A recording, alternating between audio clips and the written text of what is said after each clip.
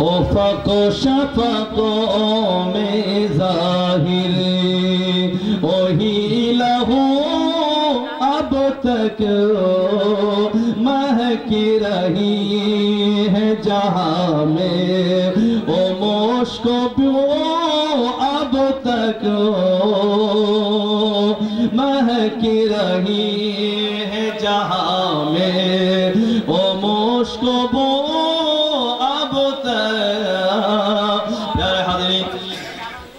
ইমাম হুসাইন রাদিয়াল্লাহু তাআলা 2 রাত পার করলেন 10 মিরাত এই মুসলমান ভাইরা এদিকে মনোযোগ দেন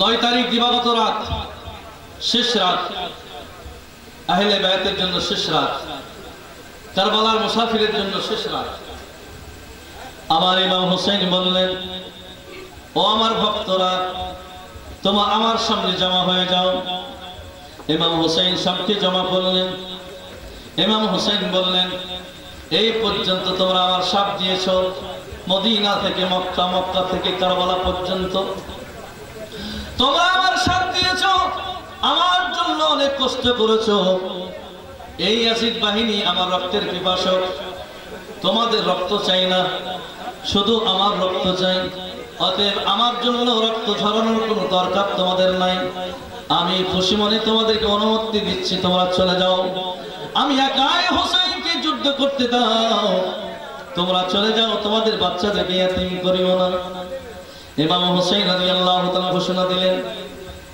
তোমরা যদি লজ্জাবোধ করো হোসেনের সামনে আমরা কিভাবে বলবো কিভাবে যাব তাহলে আমি ওই প্রদীপটা নিভায়ে দিচ্ছি চেরাগটা নিভায়ে দিচ্ছি বাতিটা নিভায়ে দিচ্ছি রাতের অন্ধকারে যেই দিকে পারবে সেই দিকে তোমরা চলে যাও হোসেনকে একাই রেখে দাও আশিক হলে এরকম হওয়া দরকার প্রেমিক হলে এরকম হওয়া দরকার হোসেনকে মাননেওয়ালা হলে এরকম মাননেওয়ালা হওয়া দরকার এই আমার মুসলমান ভাইরা কারবালা থেকে আমরা শিক্ষা গ্রহণ করি হযরত ইমাম হোসেন প্রদীপটাকে নিভায়ে দিলেন অনেকক্ষণ পরে আবার প্রদীপ জ্বালাইলেন একজন ভক্ত নিজের স্থানকে ত্যাগ করেন নাই সকলের চোখে পানি টস করে চোখ দিয়ে পানি ঝরতেছে আর বলতেছে ইমাম আপনার কদম থেকে আমাদের দূরে সরাবেন না ও ইমাম কদম থেকে দূরে সরাবেন না আপনার কদম ছেড়ে আমরা কোথাও যাব না ইয়াজিদ বাহিনীর সামনে একাই ফেলে দিয়ে আমরা কোথাও যাব না যদি রক্ত দিতে হয় আপনার আগে আমরা রক্ত ছড়াইবো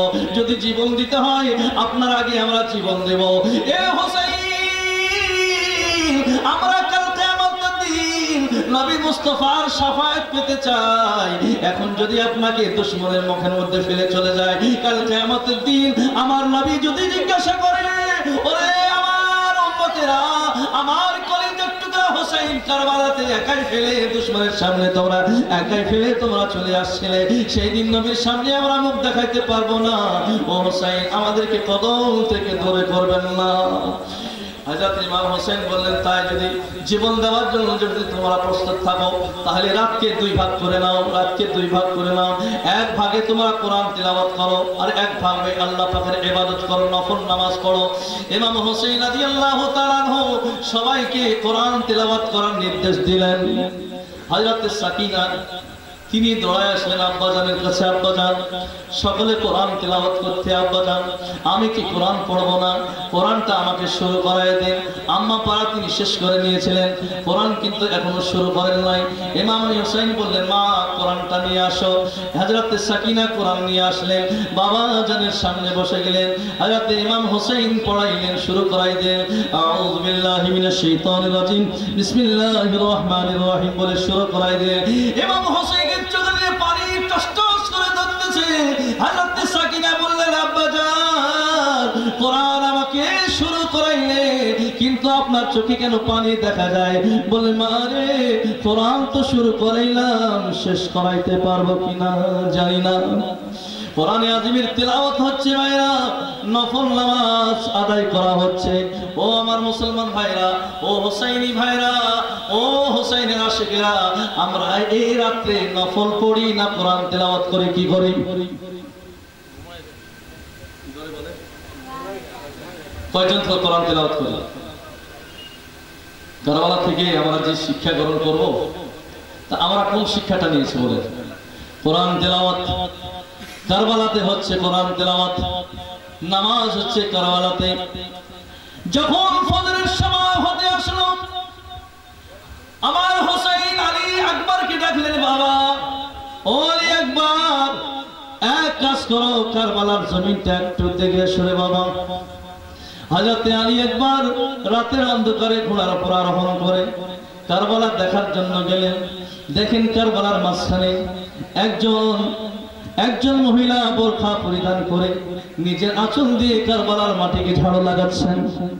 তিনি সালাম চালাইলেন, সালামের কোনো উত্তর পাইলেন না। নাম ঠিকানা জিজ্ঞাসা করলেন, কোনো উত্তর পেলেন না। তারপরে হযরতে আলী আকবর ফিরে আসলেন। হযরতে হোসেন জিজ্ঞাসা করলেন, বাবা কারবালার ময়দান কি তুমি দেখে আসছো? হ্যাঁ বাবা দেখে আসছি। কারবালার ময়দানে কাউকে তুমি দেখতেছো? কাউকে দেখেছো? আরজ করলেন, আব্বা জান, একজন মহিলা জানি না কোথা থেকে আসছে, নিজের আঁচল দিয়ে কারবালাকে পরিষ্কার করতেছে। হযরত হোসেন হাওমাও করে কেঁদে দিলেন, বললেন, আলী আকবর চিনতে পারো নাই, চিনতে পারো না, অন্য কেউ নাই, আমার মা ফাতেমা নিজের আঁচল দিয়ে কারবালাকে ঝাড়ু দিচ্ছে। তার সন্তানদের লাশ সকাল থেকে পড়তে শুরু হবে। আমার আম্মা জান কঙ্কর গুলোকে পরিষ্কার করতেছে। কোন কঙ্কর জানি আমার শুহাদায়ে কিরামের শরীরে জানে না ঢুকে যায়, আমার হোসেনের শরীরে না জানে ঢুকে যায়, আলমে মুহাম্মাদের শরীরে জানে না ঢুকে যায়। এই জন্য আমার আম্মা জান জান্নাত থেকে এসে কারবালার ময়দানকে পরিষ্কার করতেছেন। প্যারে হাজরি সকাল হয়ে গেল, ওই দিক থেকে তীর নিক্ষেপ করতে শুরু করলো। আল্লাহু আকবার। হযরত ইমাম হোসেন রাদিয়াল্লাহু তাআলা আনহু তিনি ঘোড়ার উপর আরোহণ করে আবার গেলেন তাদের সামনে। ইয়াজিদি বাহিনীরা, কার সঙ্গে তোমরা যুদ্ধ করতে যাচ্ছ? আমাকে চিনো, আমাকে চিনো, আমি কে? তোমরা তো আমার নানা জানের কলমা পড়ো, তোমরা অবশ্যই তোমরা শুনছো আমার নানা জান আমাকে কত আদর করতেন। আমার নানা জান আমার জন্য সিজদাকে দীর্ঘ করে দিয়েছিলেন। আমার নানা জানের বুকের উপরে আমি খেলাধুলা করছি। আমার নানা জান আমার মুখের মধ্যে নবুয়তি জবান দান করেছেন, আমাকে হাজার হাজার বার চুমু খেয়েছেন। আমার নানা জান আমার জন্য ঘোড়া হয়ে গেছে। ওরে ইয়াজিদ বাহিনীরা, আমাকে চিনার চেষ্টা করো, এখনো সময় আছে। তোমরা আমার সঙ্গে যুদ্ধ করো না, আমার রক্ত দিয়ে তোমাদের হাতকে রঞ্জিত করো না। কাল কিয়ামতের দিন তোমাদের বকশিশ হবে না, আমার নানা জানের সামনে তোমরা মুখ দেখাইতে পারবে না। এখনো সময় আছে, তোমরা ক্ষমা করে নাও, তোমরা তওবা করে নাও, তোমরা তওবা করে নাও। অনেকটা বুঝাইলেন, তখন ওই কুফিরা বলতেছে, ইয়াজিদ বাহিনীরা বলতেছে, হোসাইন তোমার আলোচনা শোনার জন্য আমরা আসি নাই, তোমার সঙ্গে যুদ্ধ করার জন্য আসছি। ইমাম হোসেন রাদিয়াল্লাহু তাআলা দাঁড়িয়ে বললেন, আছে এমন কেউ তোমাদের মধ্যে আমার আজকে সাথ দিবে, আমার সঙ্গ দিবে? কসম করে বলতেছি, কেউ যদি আমার আজকে সাথ দেয়, আমি হোসেন নিজের হাতে তাকে হাউজে কাউসারে পানি পিলাইব। এইদিকে দাঁড়িয়েছিল হরবির রিয়া, যে ঘেরাও করছিল হোসেনকে। হরবির রিয়া দেখতেছে একদিকে জান্নাত আর একদিকে দোজখ। কি করে? একদিকে জান্নাত আর একদিকে দোজখ, হোসেনের দিকে জান্নাত আর ইয়াজিদের দিকে দোজখ। কি করা যায়? হোর তখন কি করলো, আর থাকতে পারলো না, ঘোড়ার পর আরোহণ করে দৌড়ায় আসলো। ইমাম হোসেনের কদমে পড়ে গেল, হুজুর হুজুর আমাকে কবুল করে নিন, আমি কষ্ট দিয়েছি, আপনাকে গ্রেফতার করার জন্য আসছি। নানা জানের জনাবে মুহাম্মদ রাসূলুল্লাহ সাল্লাল্লাহু আলাইহি ওয়াসাল্লামের দরিদ্রকে আমি কষ্ট দিয়েছি, আমাকে কবুল করে নিন, মাফ করে দেন, আপনার কাতারের মধ্যে আমাকে কবুল করে নিন হুজুর। আপনার রক্ত ঝরার আগে নিজের তাজা রক্ত আমি ঝরাইব। এইদিকে হযরত হুর, তিনি কারবালার ময়দানে যিনি শহীদ হয়েছেন প্রথমে, তিনি হচ্ছেন হরবির রিয়া। যুদ্ধ শুরু হয়ে গেল। ভাইরা বাবারা, একের পর এক শাহাদাত বরণ করতেছেন, একের পর এক শাহাদাত বরণ করতেছেন। 3 দিন থেকে পানি পান করে নাই। আলী আসগার পানির জন্য চিৎকার মারতেছেন, হযরত সাকিনা পানির জন্য চিৎকার মারতেছেন। প্যারে হাজির, ওই কারবালার ময়দানে প্রত্যেক তাবু থেকে আল আতাশ পানি পানি করে হাহাকার লেগে গেছে। আল্লাহু আকবার। হযরতে হোসেন রাদিয়াল্লাহু তাআলা আনহু দেখতেছেন সবাইকে, আর বলতেছেন, আল্লাহ আমাকে ধৈর্য ধারণ করার তৌফিক তুমি দান করো, আল্লাহ আমাকে ধৈর্য ধারণ করার তৌফিক দান করো। প্যারে হাদিম, হযরতে আব্বাস রাদিয়াল্লাহু তাআলা আনহু চিৎকার শুনে, বাচ্চাদের চিৎকার শুনে তিনি ক্যাম্পের দিকে ফিরে গেলেন, তাবুতের দিকে ফিরে গেলেন। বের হয়ে আসলেন হযরতে সাকিনা। সাকিনা বের হয়ে এসে হযরতে আব্বাসের হাতটাকে ধরে বলতেছেন, চাচা যান, ও আমার চাচা যান, কথা বলার ক্ষমতা আমার নাই, জবানটা শুকিয়ে কাটা হয়ে গেছে, আর কথা বলতে পারি না চাচা। আমার লালা বলেছেন আমরা নাকি হাউজে কাউসারের মালিক, কিন্তু কারবালার ময়দানে কেন আমাদের পানি দেওয়া হয় না? আমরা পানি পানি করে চিৎকার করতে করতে কি মারা যাবো? চাচা যান, আর সহ্য হয় না চাচা, আলী আসগরের দিকে তাকায় আর সহ্য করা যায় না, ছোট ছোট বাচ্চাদের দিকে তাকায় আর সহ্য করা যায় না। হযরতে আব্বাস, হায় আল্লাহ, বাচ্চাদের চিৎকার আর সহ্য করতে পারি না, মুশকি জানিয়ে ইমাম হোসেনের সামনে গেলেন, ইমাম হোসেনের কদম ধরে পড়ে গেলেন, ভাইজান সাকিনার পিপাসা আর বরদাস্ত করতে পারি না, আলী আসগরের পিপাসা আর বরদাস্ত হয় না, ভাইজান আপনি অনুমতি দেন, ফোরাত নদী থেকে পানি নিয়ে আসি। হোসেন বললে, ভাইজান আপনি হচ্ছেন আলামদার, এ আব্বাস আপনি হচ্ছেন আমার ডান হাত, আপনি জাহেল না, আমার ডান হাত ভেঙে যাবে জাহেল না, আমি কাকে দেখে ধৈর্য ধারণ করবো ভাই? হযরতে আব্বাস বলেন, আর সহ্য করতে পারি না ভাই হোসেন, তাদের চিৎকার আর বরদাস্ত হয় না, অনুমতি দেন আমি ফোরাত নদী থেকে পানি নিয়ে আসি। আল্লাহু আকবার। হযরতে আব্বাস মুশকি জানিয়ে অনুমতি নিয়ে ঘোড়ার উপর আরোহণ করে ফোরাত নদীর দিকে চলে যেতে লাগলেন। এদিকে চতুর্দিক থেকে ঘেরাও করে নেওয়া হলো, 4000 ফৌজ মোতায়েন আছে। আল্লাহ আল্লাহ আল্লাহ পাক সুবহানাহু ওয়া তাআলা জাল্লাহু শেরে খোদা রক্তের মধ্যে কত শক্তি দিয়েছেন, কত ক্ষমতা দিয়েছেন।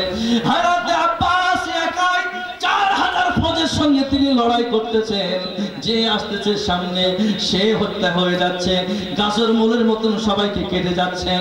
হযরতে আব্বারের মোকাবেলা করার মতন কেউ আর নাই, সামনে কেউ আসতে পারতেছেন না। প্যারে হাজির, হযরতে আব্বাস রাদিয়াল্লাহু তাআলা আনহু লড়াই করতে করতে করতে করতে করতে করতে তিনি ফোরাত নদীতে পৌঁছায় গেলেন। কাহরে সাহস হচ্ছে না আব্বাসের নিকটে যাওয়া। শেরে খোদার বাগানের ফুল, হায়দারের কাররারের বাগানের ফুল, আব্বাসের কাছে যাওয়ার কেউ সাহস নাই। হযরতে আব্বাস রাদিয়াল্লাহু তাআলা আনহু ফোরাত নদীতে পৌঁছায় গেলেন। চিন্তা করলেন, ঘোড়াও তো 3 দিন থেকে পানি খায় না, ঘোড়া তো পানি খাওয়াইতে পারে না, সে তো পশু, কথা বলতে পারে না। লাগামটাকে ঢেল দিচ্ছেন, পানির দিকে বারবার মুখটাকে করাচ্ছেন, কিন্তু ঘোড়া বারবার মুখ ফিরাই নিচ্ছে, বারবার ঘোড়াটা মুখ ফিরাই নিচ্ছে। আব্বাস বলতেছেন, ঘোড়া কেন মুখ ফিরাই এলো? পানি খাও, তুমি তো 3 দিন থেকে পানি খাও নাই। ঘোড়া আল্লাহ পাকের দরবার ফরিয়াদ জানানো, আল্লাহ আমাকে জবান দান করো, আব্বাসের সঙ্গে আমি কথা বলে নি। আল্লাহ পাক ঘোড়াকে জবান দান করলো। ঘোড়া বলতেছে, আব্বা 3 দিন থেকে আলী আসগরে পানি খাই নাই, 3 দিন থেকে সাকিনা পানি খেতে পারে নাই, আমার ইমাম হোসেনের মুখে পানি যায় নাই, আলী একবার পানি পান করতে পারে নাই, আমার কাছে পানি পান করতে পারে নাই, আনরে মুহাম্মদ পানি পান করতে পারে। তার গোলাম হয়ে আমি কিভাবে আগে পানি খেয়ে নি? না না, গোলাম হয়ে আগে কিভাবে পানিতে মুখ দিই না? আমার ইমাম পিপাসা অবস্থায় থাকবে, আমি তার গোলাম হয়ে আগে কিভাবে পানি খাই? না না, আমি এটা করতে পারবো না। হযরতে আব্বাস দেখলেন ঘোড়া পানি পান করলো না।